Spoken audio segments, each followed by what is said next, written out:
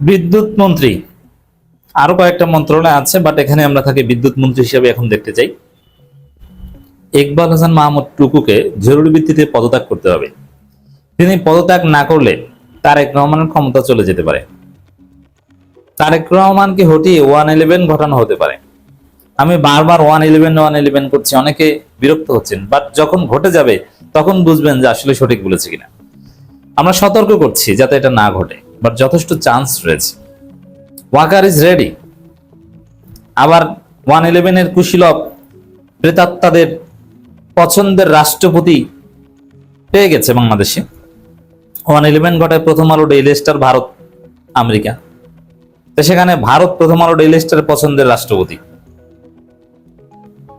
এই জায়গায় জনগণ রাজপথে নামলে কিংবা দেশে একটা অস্থিতিশীলতা তৈরি হলে সেটাকে কেন্দ্র করেই 111 ঘটে যেতে পারে।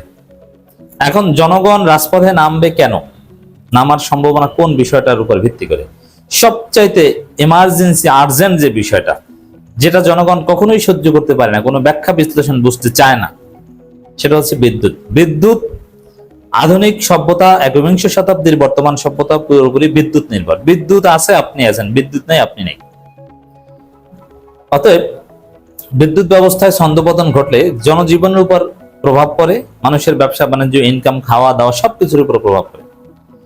যেমন বিদ্যুৎ না থাকলে আপনি ঠিক মতো ভাত খেতে পারবেন না, আপনার রান্না বাড়াও ঠিক মতো হবে না। আর রান্না বাড়া যদি হয়ও, আপনি যে একটু শান্তিতে বসে আরামে খাবেন, একটা পরিবেশ লাগবে, ওই পরিবেশটাই পাবেন না। মানুষ এতে অভ্যস্ত। একসময় বিদ্যুৎ ছিল না, তখন আমি নিজেই একসময় বিদ্যুৎ ছাড়া হাত পাখার যুগে বড় হয়েছি।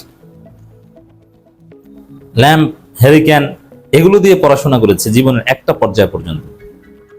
বাট এখন তো বিদ্যুৎ ছাড়া এক সেকেন্ডও থাকতে পারি না, কিংবা আমাদের থাকতে হয় না বিদ্যুৎ ছাড়া। তো দর্শক, এই বাস্তবতায় যতই আপনি এলএনজির ব্যাখ্যা দেন আর যে ব্যাখ্যা দেন, কয়লা ভিজে যাওয়ার ব্যাখ্যা দেন, মানুষ এইসব ব্যাখ্যা কখনো শুনবে না। মানুষের হিসাব একটাই, আমি সুইচ টিপ দিলে বিদ্যুৎ পাবো কি পাবো না। সুইচ টিপ দিলে বিদ্যুৎ না পেলেই পল্লী বিদ্যুৎ বিদ্যুৎ উৎপাদন করে না বিতরণ করে, এগুলো মানুষ বুঝতে যাবে না। তারা সুযোগ পেলেই ধরবে, মারবে। আমরা অনুরোধ করি, যেমন আমি কয়েকটা ভিডিওতে বুঝিয়েছি না, পল্লী বিদ্যুতের উপর হামলা করবেন না, কারণ তারা তো আর বিদ্যুৎ উৎপাদন করে না, তাদের কোনো দোষ না, এখানে তারা বিতরণ করে। কিন্তু মানুষ এগুলো বুঝবে না। মানুষ বুঝবে যে আমি সুইচ টিপ দিলে বিদ্যুৎ পাই না, যাকে হাতের পাশে পাবে তার কাছেই প্রতিশোধ নেবে। এটা ভয়াবহ, বিদ্যুৎ সংকট ভয়াবহ আকার ধারণ করলে সেটাই হবে। আর কি মনে করেন, বিএনপি একবার 20 জনকে হত্যা করেছিল বিদ্যুতের দাবি করায় কানসাটে, চাঁপাইনবাবগঞ্জের। এখন আবার কি এরকম হত্যা করতে পারবে না? এখন আবার এরকম পরিস্থিতি হলে 111 ঘটে যাবে। Walker is ready. পরিস্থিতি সেদিকেই যাচ্ছে। এই জন্য এই অযোগ্য, অথর্ব বিদ্যুৎ মন্ত্রীকে পদত্যাগ করাতে না পারলে কপালে বিপদ আছে। তারেক রহমানের কপালে বিপদ আছে। মির্জা ফখরুলকে রাষ্ট্রপতি প্রার্থী করার মধ্য দিয়ে 111 এক ধাপ অগ্রগতি হয়েছে। আর প্রেক্ষাপট তৈরি করবে এই ভারতপন্থী মন্ত্রী ইকবাল হাসান মাহমুদ টুকু। বুঝতে পারছেন কি ঘটছে বাংলাদেশে? এই বিদ্যুৎ মন্ত্রী ইকবাল হাসান মাহমুদ টুকু অলরেডি হাল ছেড়ে দিয়েছেন। তিনি হতাশ হয়ে পড়েছেন। তিনি বলছেন, দিন গোনা ছাড়া আমার আর কিছু করার নাই। বিদ্যুৎ ব্যবস্থার উন্নতি হবে কিনা এই বিষয়ে বলছেন, দিন গোনা ছাড়া আমার আর কিছু করার নাই। দেশের বিদ্যুৎ মন্ত্রী বিদ্যুৎ নিয়ে যদি এই কথা বলেন যে দিন গোনা ছাড়া আমার আর কিছু করার নাই, আবার মাথা খারাপ পাগলের মতো এক এক সময় একটা কথা বলেন, তাহলে বুঝবেন যে বিদ্যুৎ খাতে তিনি কি করবেন। দেশটাকে এই বিদ্যুতের অভাবে ধ্বংস করবেন। মানুষ রাজপথে নেমে বিএনপি সরকারকে জয় বাংলা করবে। তিনি হাল ছেড়ে দিয়েছেন যে দিন গোনা ছাড়া কিছু করার নাই। আবার তিনি বলছেন গ্রামের লোডশেডিং হয় না। আবার তিনি এখন আবার আরেকটা কারণ নিয়ে এসেছেন যে শহরে লোডশেডিং কেন, যে পিক আওয়ারে ব্যাটারি চালিত রিক্সা এগুলো চার্জ দেওয়া হয় এই জন্য। তাহলে এই ব্যাটারি চালিত রিক্সার বিষয়ে আপনার কোনো নীতিমালা কেন নাই? কিভাবে চার্জ দেওয়া হয়, কতটা চার্জ দেওয়া হয়, আপনি কিছু বলতে পারেন? আমি যদি বিদ্যুৎ মন্ত্রীকে জিজ্ঞেস করি যে কত মেগাওয়াট বিদ্যুৎ ওই ব্যাটারি চালিত রিক্সায় যায়, এটার একটা হিসাব দেন, দিতে পারবে? পারবে না। মানে এর কোনো তথ্য নাই, লাইসেন্স নাই। বাংলাদেশে প্রচুর পরিমাণে, সবচেয়ে বেশি কোন যানবাহন ঢাকার শহরে চলে? উত্তর হচ্ছে ব্যাটারি চালিত রিক্সা, অটো রিক্সা। এখন যেগুলো চার্জ হয়, ব্যাটারিতে চার্জ দেওয়া হয়, এখন তাতে কি পরিমাণ চার্জ খায়, এবং ওই যে চার্জ গুলো দেওয়া হয় কোথায় বসে চার্জ দেওয়া হয়? যেসব জায়গায় চার্জ দেওয়া হয় ডেইলি 90 টাকা করে নেওয়া হয়, সোফার আইনো। কোথাও কোথাও ডেইলি 20 টাকা ধরে, কোথাও গ্রামে কম ধরে, ডেইলি 20 টাকা 50 টাকা এরকম এক একটা হিসাব আছে। এক জায়গায় শহরে সম্ভবত 90 টাকা।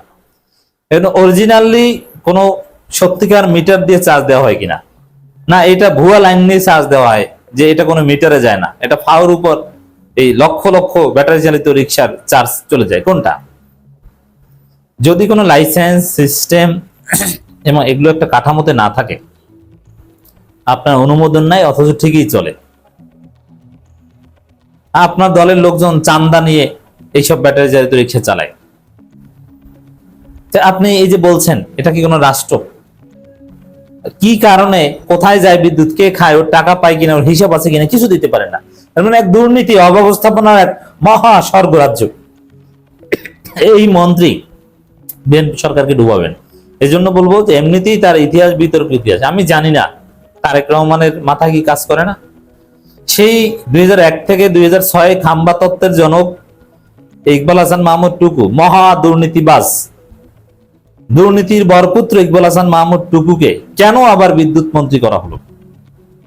একজন ভারতপন্থী লোক, যিনি নির্বিঘ্নে ভারত এবং থাইল্যান্ডে পলাতক ছিলেন। জুলাই বিপ্লবের পর দেশে ফিরে তিনি এত গুরুত্বপূর্ণ একটা মন্ত্রণালয় পাবেন, তার খুঁটির জোর কোথায়? পুরো আওয়ামী লীগ একজন লোক, আওয়ামী লীগের আত্মীয়, তাকে এত বিশ্বাস করেন কিভাবে? এই যে দেখেন, এখন মজা বুঝেন, জাতিকে কোনো আশার বাণী শোনাতে পারছে না, বলছে দিন গোনা ছাড়া আমার আর কিছু করার নেই। তাহলে আমরাও বলি যে আপনাকে সরিয়ে দেওয়া ছাড়া আমাদের আর কোনো প্রস্তাব নাই। যে দিন গোনা ছাড়া কিছু করতে পারবে আমরা তাকে চাই, কারণ সমস্যা হবে, সমস্যার সমাধান করবে সরকার, এই জন্যই সরকার। আরে ভাই, আপনি যা বলছেন দিন গোনা ছাড়া কিছু করার নাই, এটা তো 5 আগস্ট থেকে 8 আগস্ট পর্যন্ত যখন বাংলাদেশে কোনো সরকার ছিল না, ওই সময় তো এরকম চলতো, ওই সময় তো বিদ্যুতের সমস্যা হয় নাই। তারেক রহমান যদি বাঁচতে চান, দেশটাকে বাঁচাতে চান, 111 এর হাত থেকে যদি বাঁচতে চান, ফাউজুল কবির খান আছে না, অন্তর্বর্তীকালীন সরকারের বিদ্যুৎ উপদেষ্টা ছিল, তার পা ধরে তাকে এনে বসান। একদম পিওর সার্টিফাইড সৎলোক, একটা টাকা মারেন না, মারবেন না, কাউকে সুবিধা দিবেন না, বিদ্যুৎ খাতের স্থিতিশীলতা এনে দিবে, যোগ্যতা কাকে বলে দেখিয়ে দিবে। এরকম সৎলোক আপনি পাবেন না, তাকে এসে এনে টেকনোক্র্যাট মন্ত্রী বানান। দেশের যে অবস্থা, আপনি এইভাবে দেশ চালাতে পারবেন না। একদিকে জাতীয় সরকার লাগবে, সবাই মিলে ঐক্যবদ্ধভাবে দেশ চালাতে হবে, এরকম বিশেষজ্ঞদের এনে সবাই মিলে দেশটাকে চালান, নইলে দেশের অবস্থা খারাপ হয়ে যাবে, 12টা বেজে যাবে।